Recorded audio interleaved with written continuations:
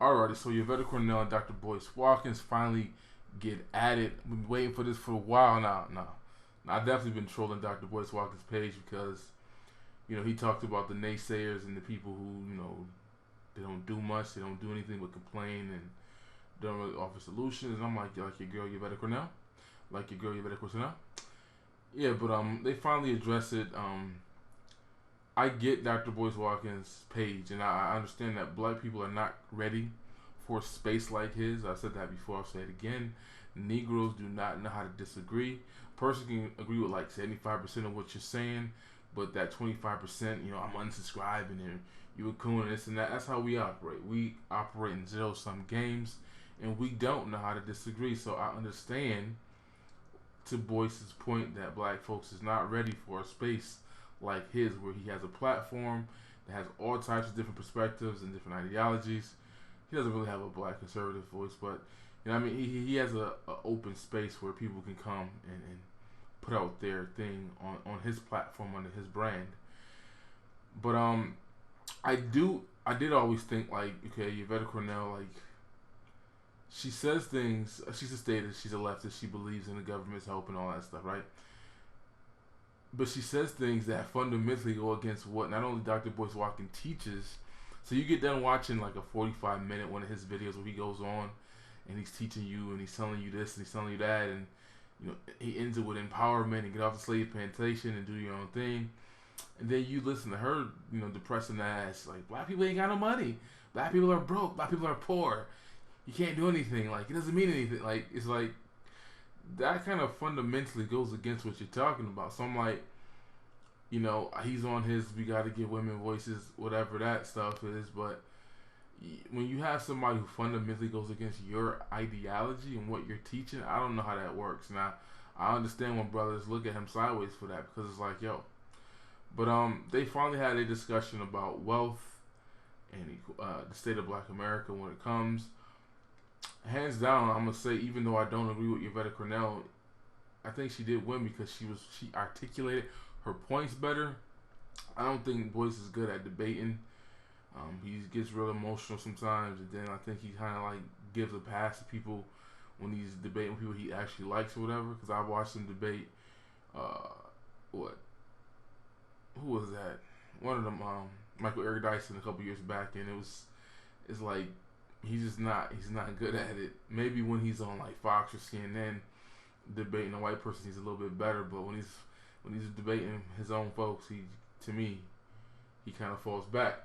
But in the debate, in the conversation, I think Yvette Carnell, because she had her data and her statistics, what she rambles on all the time, so that's why it does sound like she did win as far as the debate goes. But I don't think Boyce articulated properly his rebuttal. One of the things I say, I'm glad Yvette did have good points and stuff like that. Like, she talked about how we talk about this $1 trillion spending what we have in the black community or whatever, and it's like, I like the way she worded it. It's like no group measures themselves on how much to spend, how much they're spending, right? That's our problem. We're consumers. But Boyce should have capitalized off that argument. It's like, okay, but we have $1 trillion spending power, so we're spending this money, so that means we have to look at what we're spending the money on. So Yvette Carnell, I think she fails at acknowledging that we do buy frivolous things, have a frivolous mentality. That's what Boyce's point was. Is like, if you give 1,000 black people $10,000, the number of them people who are going to actually spend it versus invest it or start a business, do something positive with it, it's pretty much slim to none. So I agree with Boyce's narrative that we have a problem when it comes to our mindset on what to do with money, how to make money work for us. I remember Yvette Carnell and I think Michael, I don't know his name, I think Anthony Brown or whatever, he does the video where they're both going in and the numbers, and they were talking about the little gadget about little black kids coding or whatever, and they just pretty much shot it down. That's one thing she does too, other than not offer solutions, because even Boyce asked her to offer solutions, she didn't give any. Her solution was just the black people to acknowledge that we're poor and we can't do anything, we're destitute, and we can't do anything without the state. But they were talking about these little balls and gadgets that, like, help kids learn how to code and whatnot, and then they're like $300 a pop. But she's like, black people can't afford it. I'm like, I think that's where she's out of touch though, because if you look, I mean, I look at Facebook, I look at some of these quote unquote single mothers and stuff that they be doing, you know, going all out for their birthday party for their kids. I remember this chick, I went to high school with her, but I had seen her that summer for I think we had a community college, and she was talking about planning her after like her 2-year-old baby's birthday party. Like she was getting Barney and all this stuff. I'm like, are you seriously like about to go ham for a baby that's not gonna be able to remember? And she's like, I did it for this one, so I gotta do it for that one. And so I'm saying like the stuff I see some of these single moms, I'm like, how the hell do they be doing all that? Like they have regular jobs, you know, the same standard ones that, you know, working with kids, early child daycare, you know, nursing and stuff. I can understand the nurses definitely, but the ones who aren't nurses, I don't understand how they be doing some of the stuff. They're not making more than $50,000 a year, but they get their kids all the Jordans and the toys, the gadgets, the Xbox, the PlayStations, the tablets, the iPhones. Kids be under, you know, not even teenagers yet with all that stuff. So it's like Yvette Carnell totally undermines what we have and what we're doing with what we have.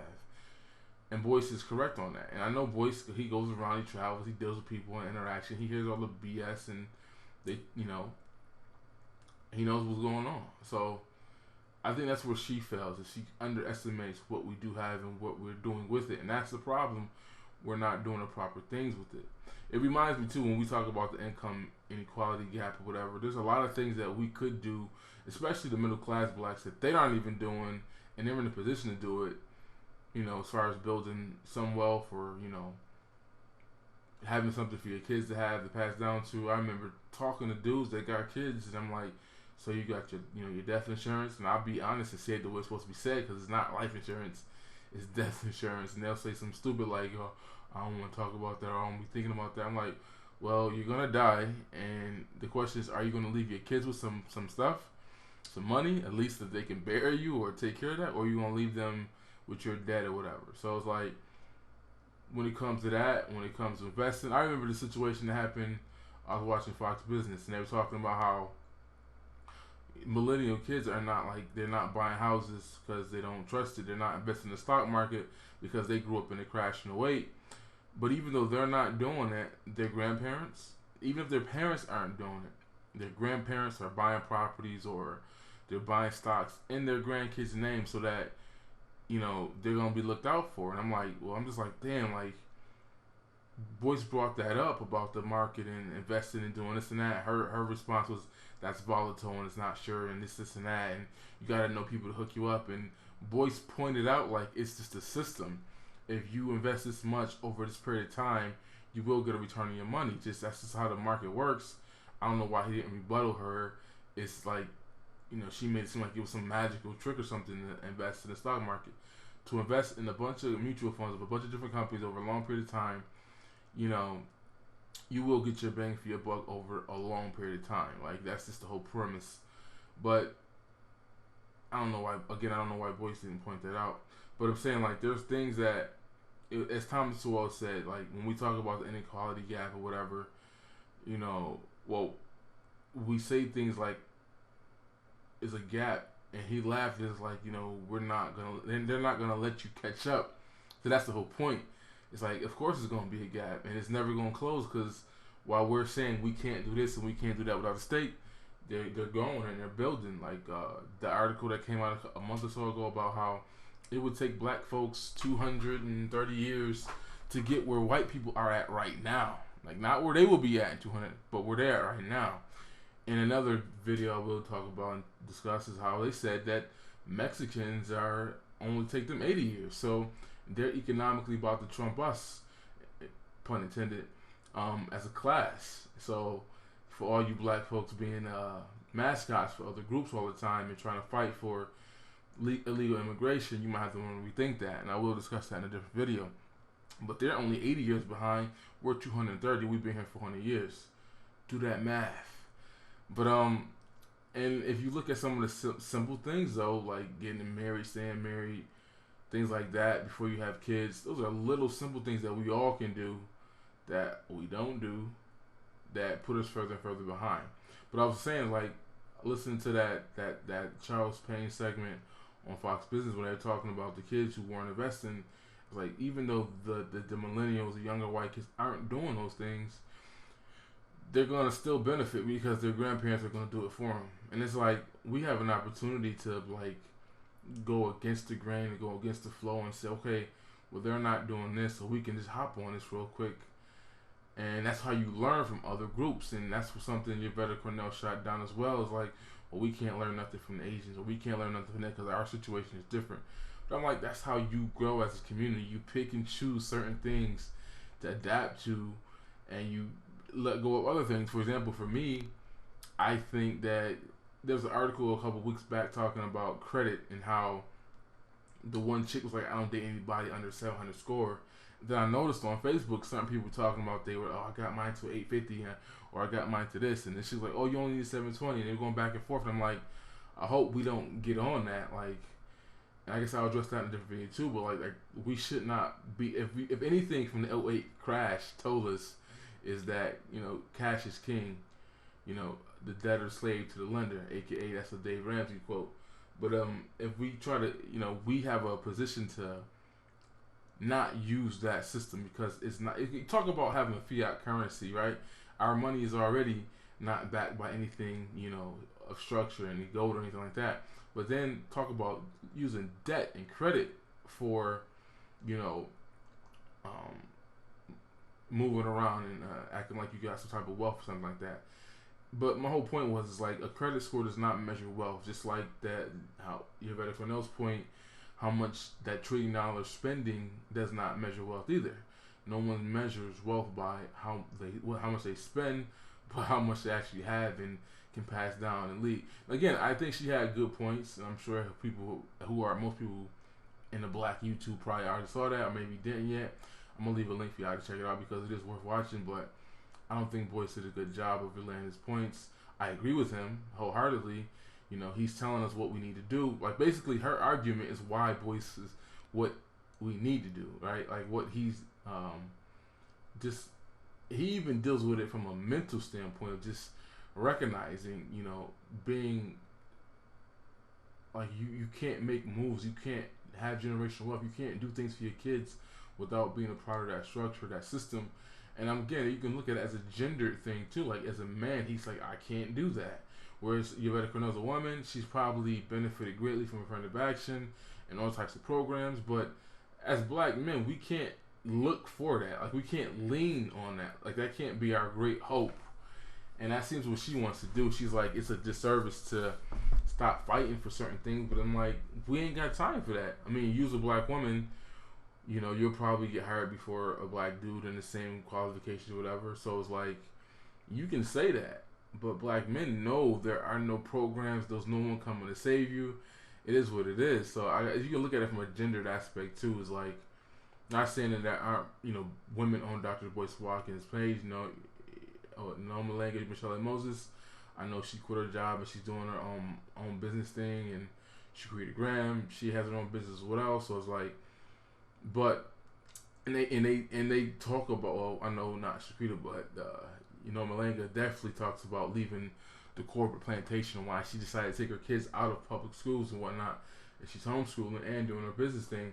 But between just looking at Yvette and Boyce, you can say, like, what men don't have the luxury to do what Yvette is talking about. Black men in particular. Then you even look at what's going on at Yahoo with Marissa Mayer and how she's like on a low, not hiring dudes or firing guys without telling them their performances or whatever, just, on the low, getting rid of them. 2 or 3, 4 guys so far that had the same complaint. But that's what I'm saying. Like, if white dudes are going through that at Yahoo, imagine what Black men are going through at any company where, even the system might be ahead of him or in charge, whatever. And as we've seen between O'Shea's video or brother Mac Lesson's video, I think that's how you say it, how women look out for each other and they'll help each other more than they'll help a Black man, and how Black men even look out for Black women when it comes to employment opportunities. Even Boyce has said that and has said some sideways stuff like that too in his videos about when he hires women and men. But anywho's, I think that Boyce is correct. He didn't articulate well. Yvette is wrong. She's a statist. She's waiting for the government, aka Daddy, to come save you. And this is funny. Listen to her break it down. Like she's a we all acknowledge the discrepancies. I don't think it has to be a zero sum game thing either. We don't have to do one or the other. People like Yvette can keep doing what they're doing and waiting, and people like Boyce can keep doing what he's doing and building. It's just that simple. And then you see at the end who's gonna win or who comes out on top. Like I don't think obviously you can't save 40 million people. Like it's just not happening. But I don't think it has to be either or. Politics is definitely important. Leverage, like Tyreek said on Breakfast Club, having that bag of money is all important. All those things are good. Knowing who certain people are, lobbying, everything. And that's one thing I can say I conceded to a point of how one of the talking points of being like Republicans and conservatives. You don't want nothing from the government. That's bull because all those tax breaks and incentives to get married and all those things that George Bush tried to do to incentivize marriage and family, which failed, but it was an attempt to do that. All those things are people they benefited from those things or earned income. Basically, like now, people are encouraged not to get married because if you make over a certain amount of combined income, you lose that child earned income credit tax, like them 10 G's that these folks is getting every year. So I'm saying, like, Yvette is really out of the loop on what some of these people get. Like Boyce said, give so and so amount of people $10,000, see what happens. Well, it's some sisters that get that much every year. They get it from the taxes of having their kid. They get $5,000 a kid. And I even seen statuses on Facebook from chicks like, you know what, before y'all go, because she was young and dumb and she did this stupid stuff with it. But she's now in a different position and she's been in all these different government programs to teach you how to invest and do this and how to do that. And now she knows what to do. So now she's telling these other women like, yo, before y'all blow it all, like, come see me. I can school you on what to do with it. So I'm like, Yvette Carnell totally undermines what black people do have when it comes to capital and money. No, and that's the thing too. I don't think people understand because it's like I don't know if she's saying this, but Boyce was pointing it out. Like we're never going to be on that level. Like not in no lifetime. We won't see it. Okay, but it is about staying in your lane and doing what you can do with what you have, and that's something like no, it's not going to be on that level, but it's still self-sustaining. It's still yours. It's you still own it. You can pass it down to your kids. It's whatever. And that's what the focus should be. I think sometimes, she definitely has delusions of grandeur of what could really be done. And she denies, I don't know. To me, it's just, he asks for solutions. She goes, well, you have to understand there's a problem first. I'm like, black people know where we at. It's not even that deep. But black people definitely don't know what Boyce is talking about.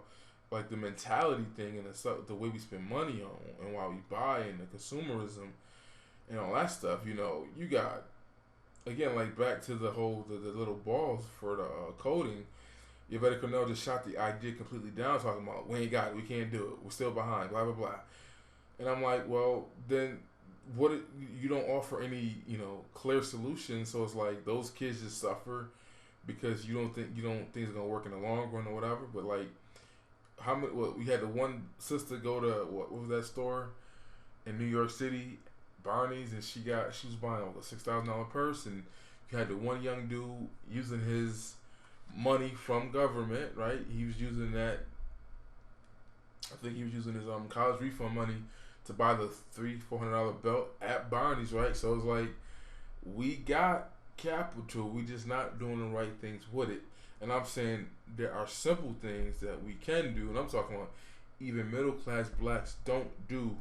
Having a will, having life insurance, or aka death insurance, buying property. And one thing real quick, I did, I had posted this in a couple groups. I posted in TMI, I posted in The Scoop, which is a group with most people from Chicago. And then I put it on Sarge's page too, but it was a couple who was like in a real bad part of Chicago, but basically this is this calm before the storm, before gentrification really happens. And they got like, $200,000-300,000 houses, brownstones, going for $15,000-17,000. You just gotta live in the community. That's it. And I posted in different groups, and in the scoop, that group, that brother, he mentioned, he's like, he tagged another dude in, and I know at least he is, and I'm sure his boy he tagged in the conversation. They're in the position to make moves like that. They're definitely financially able to do that. But a lot of the women were like, nah, the neighborhood is bad, I can't do it, or blah blah blah. And one chick came on upset because the dude moved into town with a Becky. And I'm like, yo, that man got receipts. He moved the chick into the hood. This chick is out there in the garden feeding the kids, teaching them how to grow their own food. Like, I'm like, come on. Like, y'all still on that. But he got the receipts. He's doing something that a lot of sisters are shooting down, saying, nah, we want to get out of here. But you can have him $500,000 house, in 10, 15 years when this community's cleaned up and enough of us move in here. We complain about gentrification, but that's an opportunity right there to set up a middle class black community, clean it up, and let's see what happens with that. Let's see if more black men with non-black wives move in to take it over and start their little biracial community, because that seems what's going to happen, more than black people taking advantage of that. But that was just an example, like, taking advantage of the housing markets and all these houses in bad areas, big beautiful mansions and stuff like that, going for under 20 G's. And it is not an automatic, yeah, we getting on that. Let me get 10, 15 black men and women, let's go do something. Let's buy up the whole block so that we could push the crime away or whatever. But that's just an example. We don't do things that we can do. We complain about the gap, but there's simple things that we just don't do. Even when it comes to, I'm listening to some blogs talking, these chicks talking about weddings and rings, and I'm not picking on women, but it's like, just listen to what they were saying about, they're like, either we're gonna have a big huge wedding or I'm gonna have a nice rock on my finger. They're willing to do the whole dinner with the family in the backyard of grandma's house, but the rock has to be on her ring. Like, so I'm just saying, like, frivolous things like that, like, I forgot her name. She's an economist, but she sent I think Michelle Singletary, I think is her name, and she syndicated, or she used to be, in all the newspapers, and she said, like, the dumbest thing in the world to do is go in debt for a wedding. So that's one of the things I think we should hop off of, is the concept of debt. Like I was talking about the credit score thing. That's to be one thing that we should fall back off of. That's one thing we can learn from the dominant culture and say, like, debt, cash is king. If we can't buy it, we don't own it. When it comes to, cars, toys, TVs, clothes, things of that nature, if you can't afford it in cash, you can't buy it. That should be the goal. That's a different video. But I guess I'm done with this one. I know I want to say some more stuff, but basically, you just watch the video and come to your own conclusion. I don't know. It's just about time he finally addressed it, because they've been going. I don't think he mentioned her a few times recently, but I think it was the fact that she said something, I guess, provocative about Dr. Claude Addison, who I know Boyce Watkins, idolizes, and this isn't the first time she did that. And I guess that's my beef with her, is she takes these shots. Like, she came at Sean Diddy for the school, even though I agree him being involved with it was suspect, but he's with Dr. Steve Perry, who is successful at doing what he does. So it's like, but she's a leftist, and she's against school choice. She's for, the private school system as well as it is, whatever. But she just takes shots at these other black men who are doing things or offering solutions, and yet she has nothing else to offer. And I'm saying, how do you, work for Boyce? Essentially, she writes for his websites and stuff like that. She contributes to his YouTube channel, and I'm like, so how do you do all that and then, totally undermine what he's doing? I just never got that. Like, he's doing exactly, he speaks in a way, and he does his business in a way where he doesn't get corporate sponsorships. He can't go get a loan from the bank for the way he talks and what he does. He's purposely putting himself in a position where it's he has to eat off of his own people, and he has to work with his own people. And they've been doing it, making movies with Dame. He's got like 2 movies coming out. He's in so many documentaries. These are all people independently funded with other black people and black money. So I don't get where she's acting like you can't do anything. Like, that's just I am from like some of her videos when she's talking with the other dude, Antonio. I think his name is Antonio Brown. It's just depressing as shit. Like that is what Boyce is saying. Doing is hard. You know, if you listen to Boyce's story, he said in the damn interview. I mean, in the debate, he was homeless at 28. You listen to Kathy Hughes' story or Tyler Perry's story or even Byron Allen's story. Like these people were like on like they were broke. They were damn near homeless, and the grind is real. So I'm saying what Boyce is talking about is definitely a grind. It's hard, but it's the only solution for black men in particular. Black men don't have the luxury of waiting on the state and the government to give us programs, to give us things, to give us opportunities. It's just not gonna happen. But that's my video. You should watch their video.